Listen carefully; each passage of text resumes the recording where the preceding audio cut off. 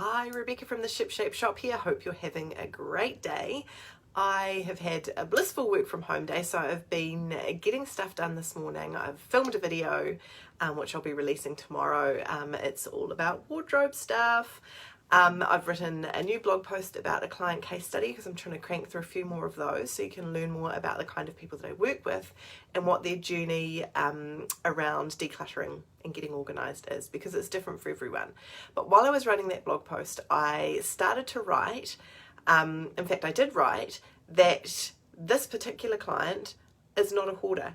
And I thought that's such an interesting point, because when people find that I'm a professional organiser, one of the first things that they ask for me is, oh, what are the horror stories of hoarders that you've worked with? And the truthful answer is that I don't work with hoarders. I don't seem to attract hoarders. And to be honest, if I came across a real bona fide hoarder, I don't think I'd be able to help them. That's not my area of expertise. There's more going on with hoarders than just an abundance of stuff around them. There's an overwhelming abundance of stuff around them, but there's also stuff going on up here that I'm not equipped to deal with. That's why when you watch the show Hoarders, you see it's like a full-blown intervention. You've got your decluttering expert working hand in hand with a psychologist, working hand in hand with family members. And to be really, really honest, that's not the kind of work that I do. I help busy women who, for the most part, have gone through periods of transitions in their lives, as most women do at some point, for whatever reason. Their kids may have left home, or their kids may have travelled overseas, so they are the family storage unit. They're looking after things for their kids, or their kids have just started school and they haven't yet moved along all of the baby stuff, and it starts to build up. And then what tends to happen is, if you have a few of those transitionary periods rolling into each other, one after the other, so let's just use the baby analogy. Your baby starts school, then you don't deal with baby stuff. Then your kid moves on to high school, then you've got the primary school and intermediate stuff, like I'm talking clothes and toys and all of that sort of jazz. And then they leave high school and they move on to university, so you've got all of the high school stuff. So that in essence is a child's lifetime of stuff that's never been moved out of the home. And what happens is, once the kids actually do leave the home, the stuff stays behind and it takes up physical space. And as women tend to get to a certain age, they start to have thoughts along the lines of, what about me? What about my stuff? What about my space? I want to be able to put my things in my own space. And that's the point that they get ready to declutter. It's not that they've got stacks of egg cartons lining their hallways. It's not that they have old newspapers and old magazines stuffed into every corner of the house. That's hoarding. What I'm talking about, and the people that I'm best equipped to help, are just busy people who, through circumstance and busyness, have just had stuff pile up, and it's not out and overt and hazardous to be around. It's stuff that's stuffed into cupboards. It's stuff that's piling up in the garage. And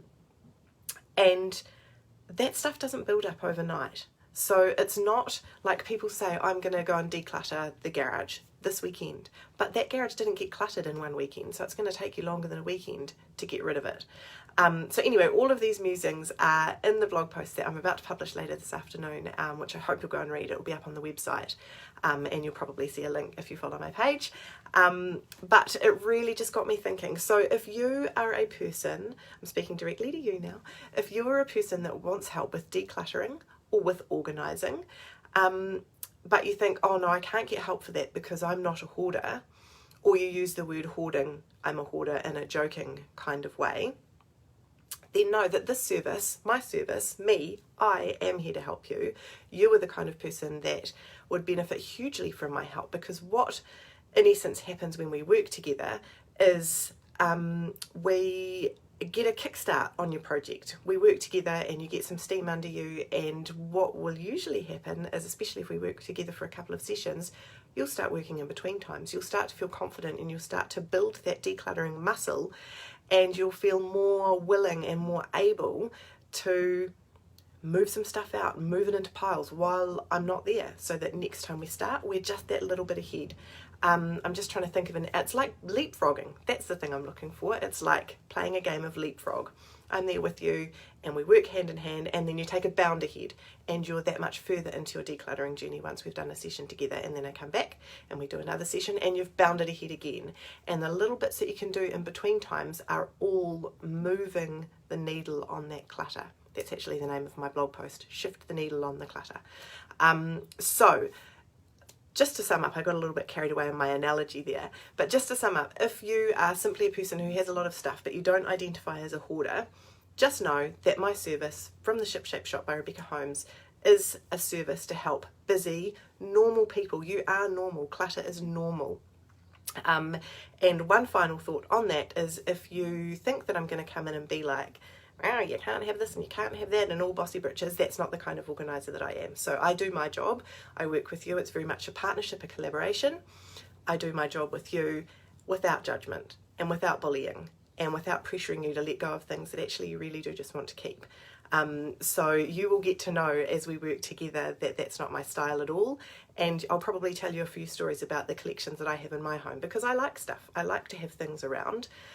I just keep a lid on it before it starts to feel like clutter that's taking up valuable headspace. Anyway, that is it. That's my little sum up on whether or not I work with hoarders. And if you are looking for help with your decluttering project, then I would love you to book a free mini consult. You'll see the link below this video somewhere, and we'll jump on a call together, spend 15 minutes, we'll focus on one quick win for an area that's giving you some trouble in your spot. I'll give you that for free over the phone, but ultimately look to see if there's a way that we can work together, either in person or if we can do some virtual remote working in which I coach you through the decluttering process. Anyway, have a fabulous day, guys. I'm looking forward to sharing my wardrobe video with you tomorrow. Enjoy the rest of your afternoon. Ka kite!